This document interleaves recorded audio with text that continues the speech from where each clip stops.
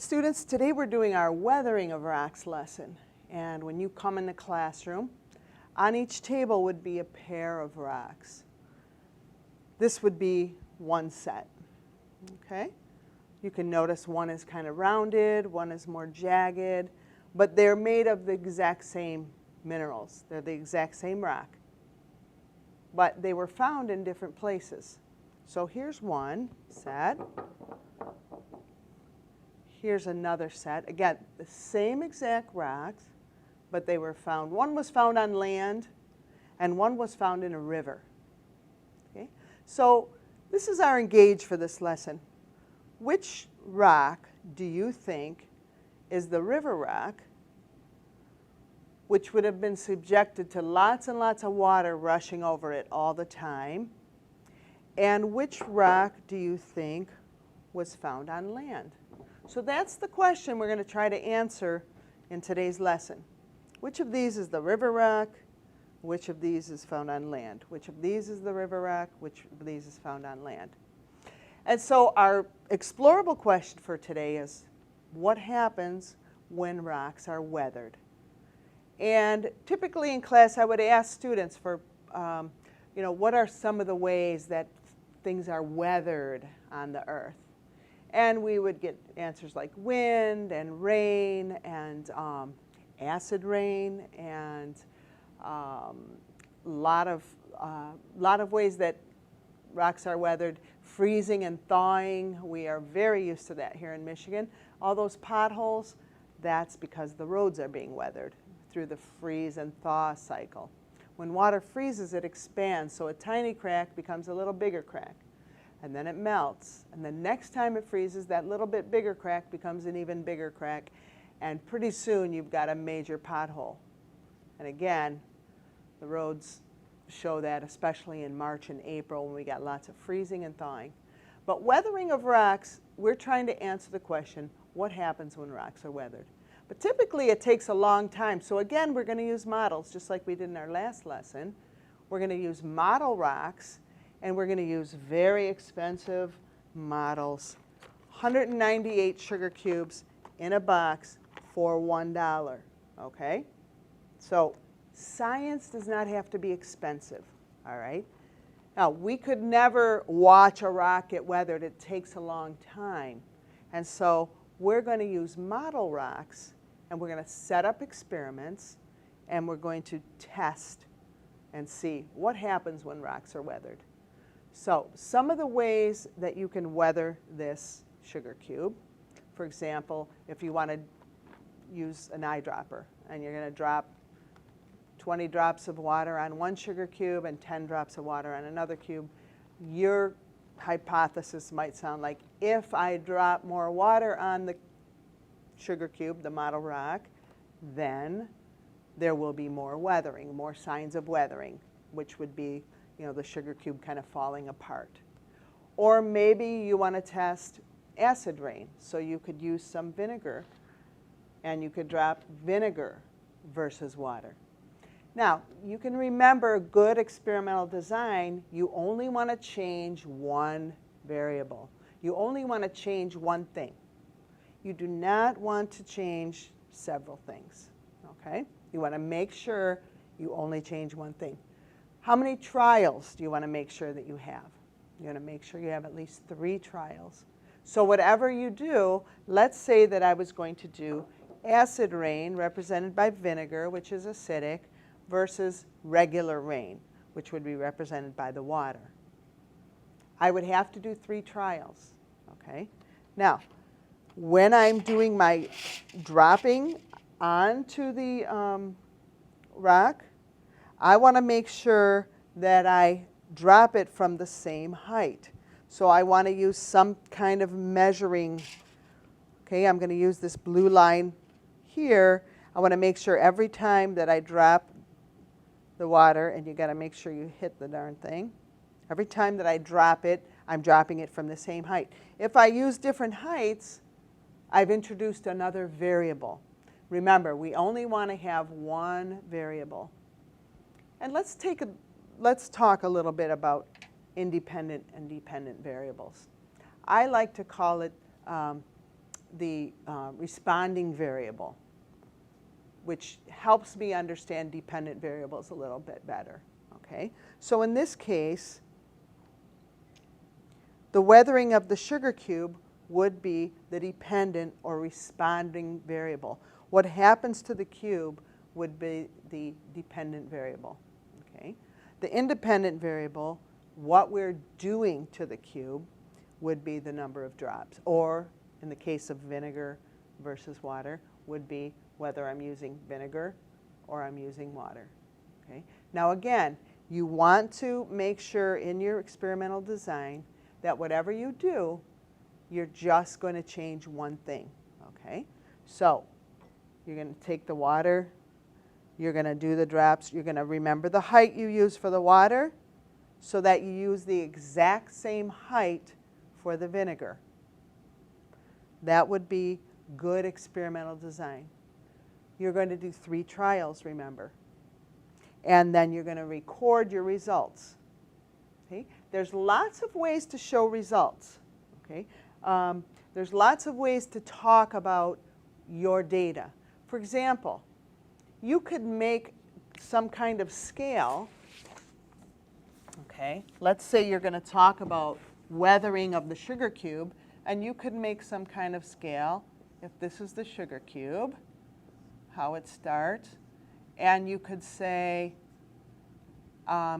if it's half gone, if half of the sugar cube is gone, so we've got kind of deterioration like this. If half of it's gone, I'm going to say that I'm going to give that a value of a 5. Okay? If half of it's gone, if the sugar cube is down to, you know, practically nothing, just a flat, just a little flat pile of sugar, then I'm going to say that weathered a whole 10. Okay? Or you might think of it opposite. You might say that this is a 10, this would be a 5, this would be a 1. You need to depict or show your data or make some kind of scale to show me what happened in your experiment. Because what you're going to be doing is you're going to be designing an experiment. You're going to write it up. Okay? Experimental write-up, you're going to have a title. Okay? And then you're going to have your question. And what's our question here? What happens when rocks are weathered? Okay? What happens when rocks are weathered? You're going to have your if-then statement.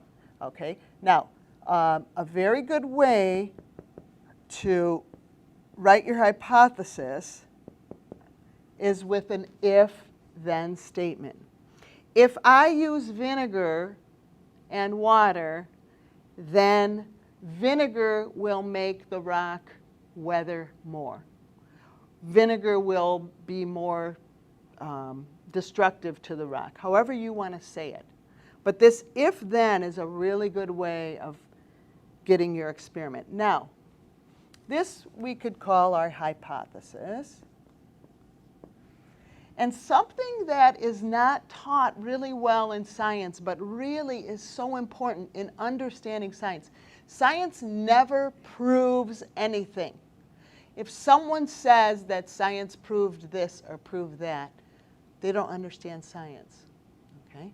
What science really does is disprove what we call the null hypothesis.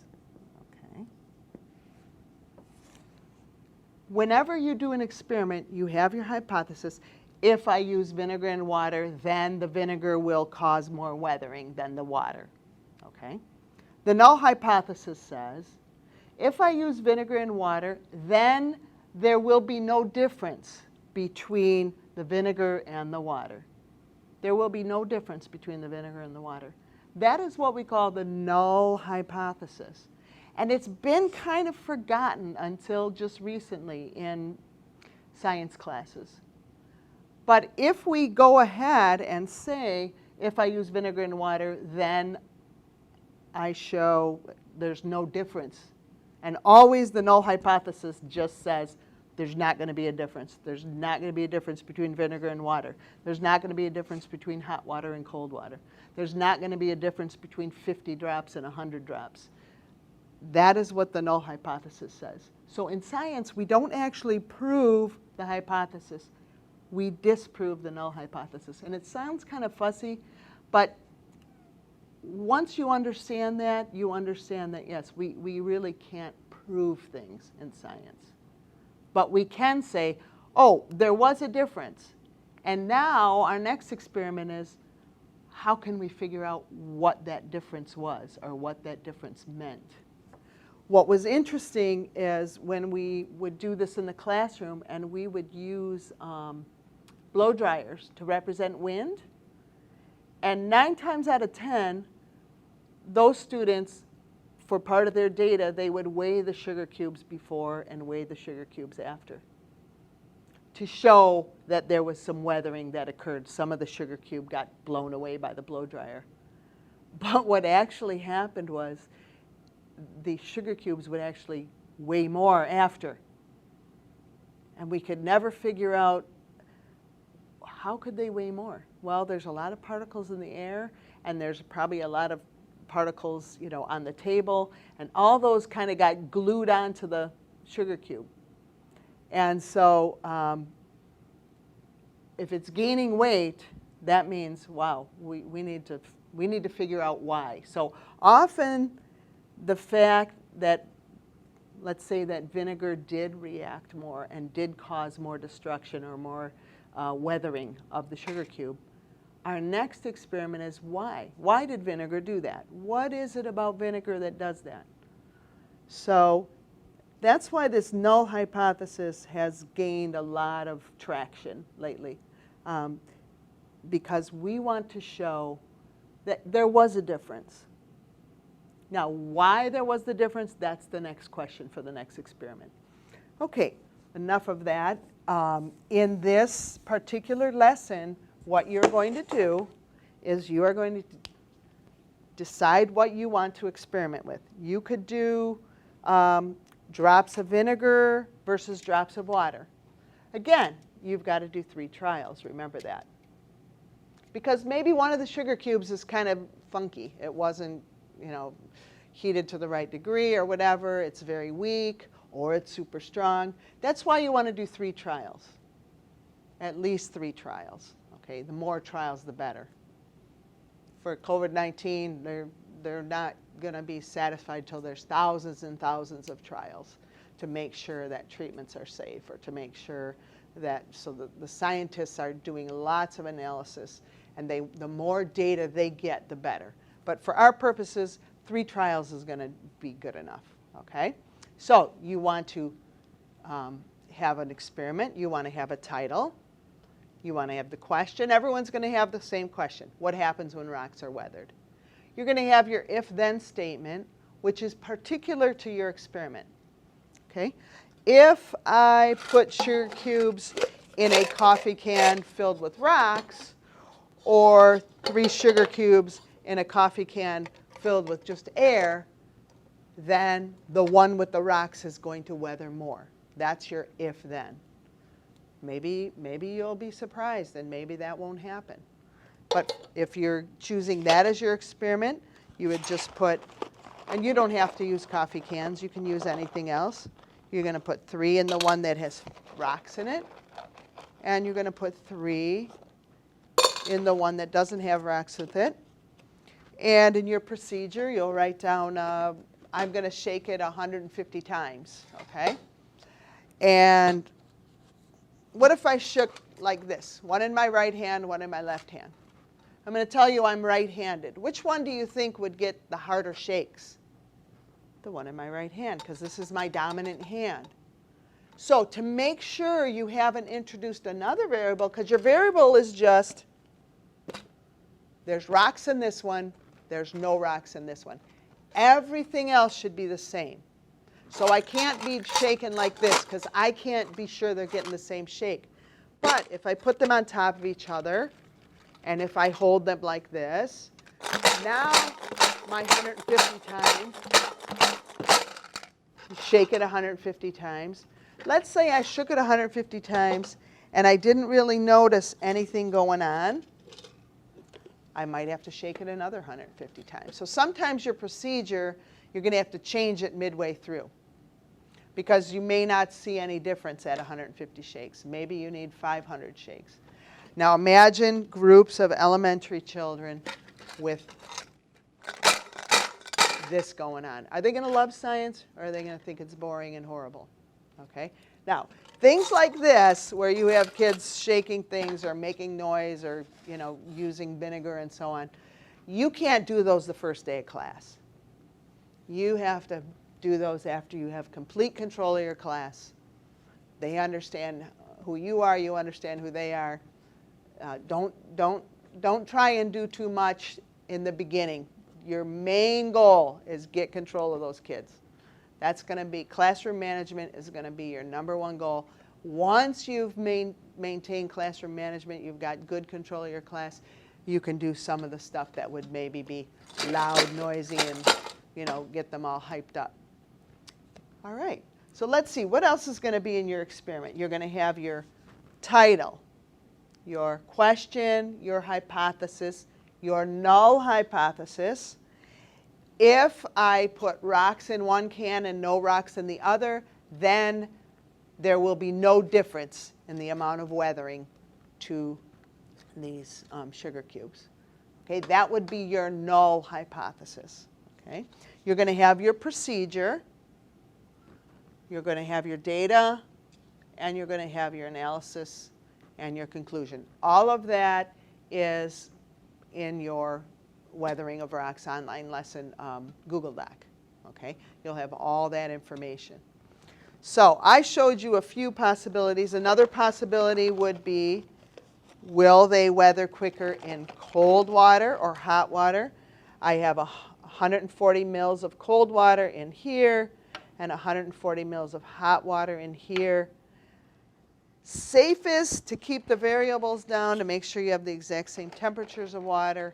It's just better to do them all three at once. This sugar cube's a little misshapen, so I'm going to get rid of it. And so what you would do is drop them in, and you're going to watch what happens. And you're going to decide whether you're going to wait 1 minute or 2 minutes or 3 minutes. But if, as you can see, the one in the hot water is already falling apart. Pieces are falling off of that. Now, what second grader or third grader, oh, that's happening in the cold as well. What second or third grader wouldn't love to have it could be any kind of container with sugar cubes and watch them go to their demise? You can see that the ones in hot water are all gone. There's still one little survivor here in the cold water. But anyways, you're going to do your experiments much more controlled and so on. I'm just trying to demonstrate. So I've given you some ideas. You can do 20 drops at this height, 20 drops at this height. You can do hot versus cold water. You can do vinegar versus regular water. You can do 100 drops versus 200 drops, where you would make sure that you drop it from the same height. Whatever you choose, you as a group are going to do your experiment. You're going to record your data. You're going to put pictures in your lab report. This is a group project, so you will have this as part for your whole group. You will turn in one Weathering of Rocks lesson for your whole group.